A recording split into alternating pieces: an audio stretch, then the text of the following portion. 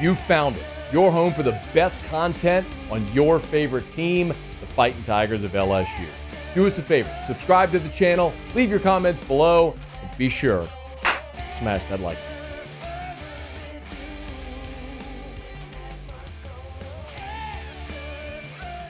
All right, let me begin with how the day was kind of structured for LSU. Media was allowed into the indoor facility at 9:30 a.m. Brian Kelly was scheduled to meet with reporters after practice at 11:15. So it was going to be part indoor, part outdoor, and then media availability with Brian Kelly. They went long.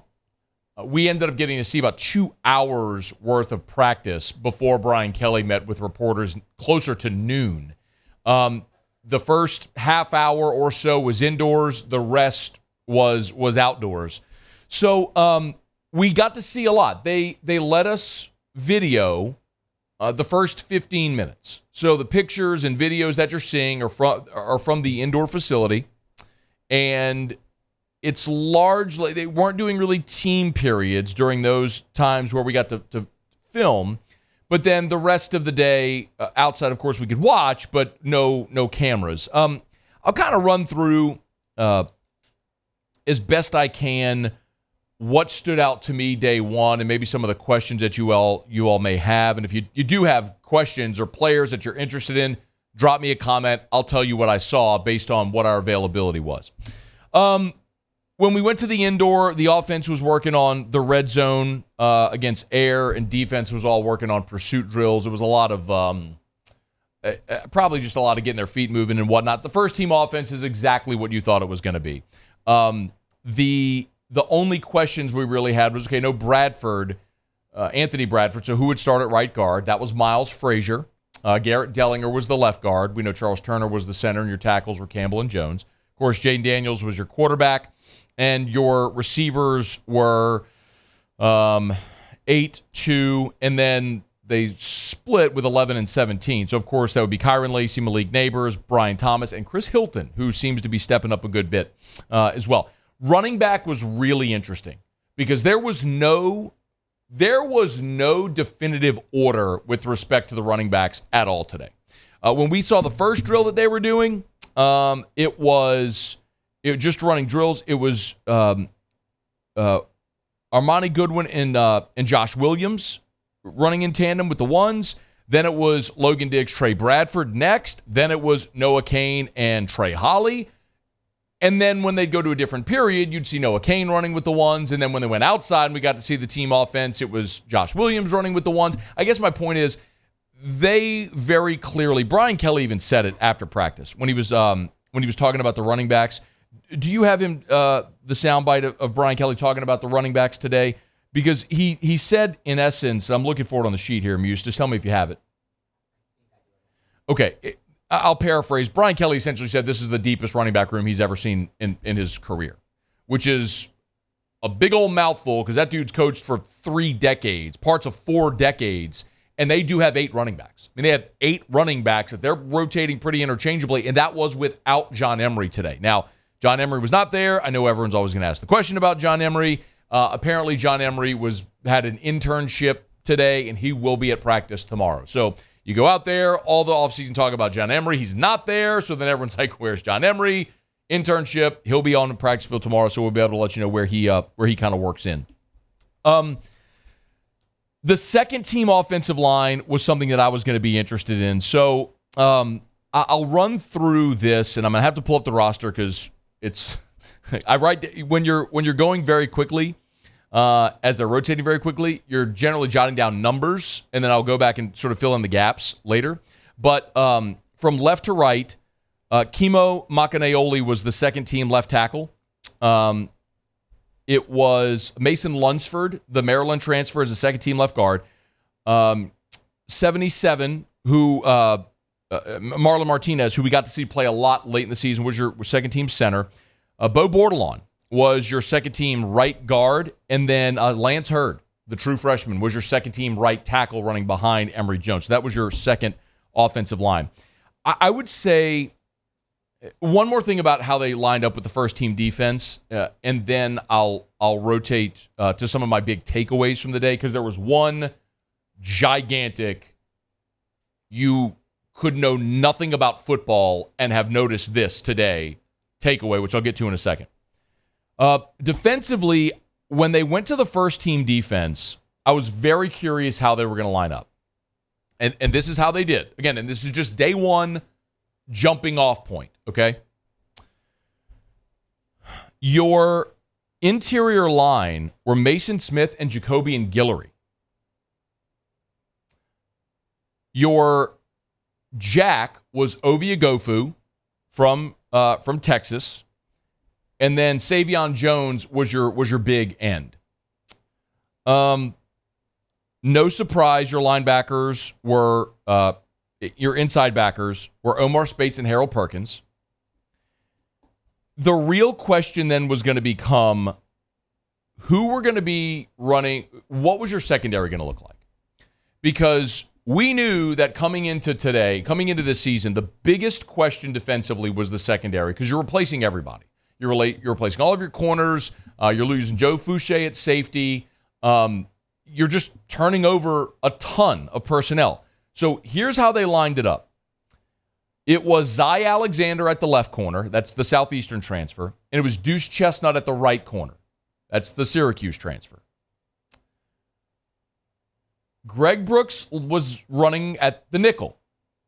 Your safeties were Major Burns, which that shouldn't be a surprise to anybody, and Andre Sam. Now, I think Andre Sam is critical to this defense, and here's why.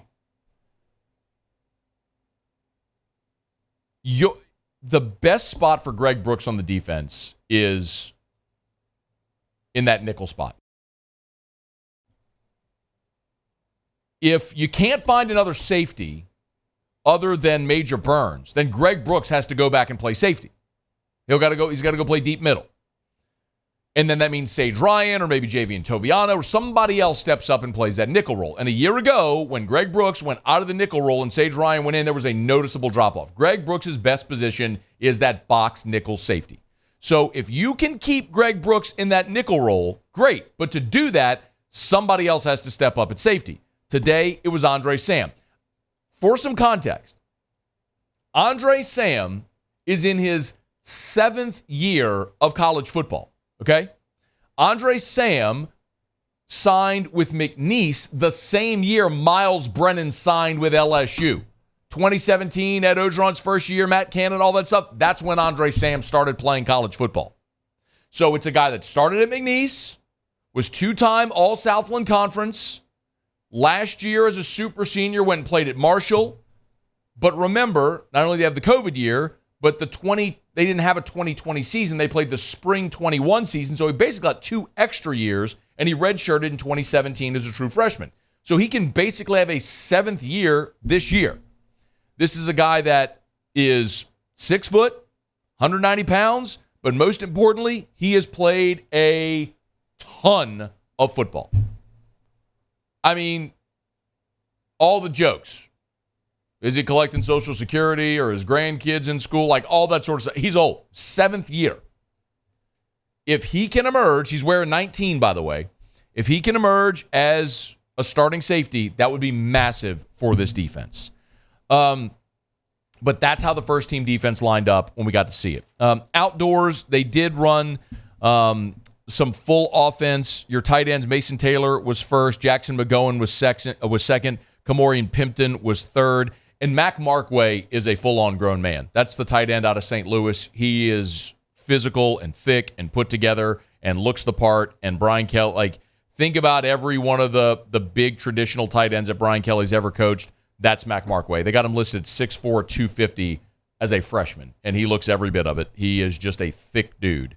Kamarian Pimpton, everyone's going to talk about him. Long arms, gigantic catch radius. He's a really impressive athlete. But Jackson McGowan was the guy taking the first reps as a pass catcher in the as they were running through 7-on-7s. Mason Taylor was your first tight end. The second tight end that they ran in 7-on-7s was 83, which is Jackson McGowan. So maybe it was just that he got the first reps today. We'll see how that continues going on. But McGowan was really impressive. I told you that there was one big, gigantic takeaway at practice today. Maybe I'm burying the lead, so forgive me for that. But there was one big, enormous thing that you could know nothing about football, have gone into the indoor this morning, gone up to the catwalk where they shuffled all of the media, and watched and said, oh, man, that's incredible. What's going on there? And it was when they were running one-on-ones with the receivers and cornerbacks. So the way they would set it up is the quarterback's in the middle of the field. You'd have a receiver to either side, left or right. And it was just a one-on-one. It's receiver against DB. Y'all, LSU's wide receivers embarrassed the secondary today. I don't want to overreact to it. It was day one. It was day one of the first practice. They weren't even in pads. I get it. But y'all, I'm not just talking about Malik Neighbors and Kyron Lacey and Brian Thomas were winning routes. Shelton Sampson ran a go route and dusted Denver Harris by 5 yards. Now, the ball was underthrown, and Harris did a nice job recovering to contest it going to the ground. But it was so bad, the defensive backs no longer could play press man. They had to get off ball, and they were still getting beaten every single rep. You want one storyline to watch the remainder of camp on a team that has very few questions. We wondered a lot coming into this fall camp about LSU's secondary because they replace everybody. It's a whole bunch of transfers. Who's going to win the jobs? What's the rotation going to look like? Who's going to emerge? All that's fair. And after what we saw today, that question is completely justified. Now, you get into a game setting, you're going to have pass rush, which alleviates your secondary. Guys are going to get better. They're going to communicate better. Y'all, like when you're watching Kai Preon, a true freshman, dusting Major Burns, it's like, what can any of these guys cover? It was stunning to watch. And it was not just a one-off of your best players. It was every pass catcher against every defensive back in that drill today. Quarterbacks look good. Nuss outside was a little bit inconsistent. He made a couple of beautiful passes. One over the middle to Aaron Anderson that he dropped on a slant over the middle, which was a gorgeous ball. And then he threw one on the sideline that Kyron Lacey made a jumping catch, which was absolutely magnificent. And then he missed Mason Taylor over the middle. Taylor had to make a diving catch, which he made, had tipped to Mason Taylor, but the throw was terrible. And Nuss missed an out route. He threw it into his teammates on the sideline. That was in 7-on-7. So, look, it's what you expect with Garrett. He's going to wow you. The arm is there.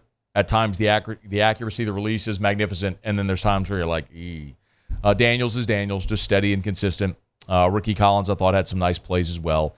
Other takeaways, Nussmeier did have a sleeve on his left leg as well. I don't know what's up with that. But overall, it was a good first day, man.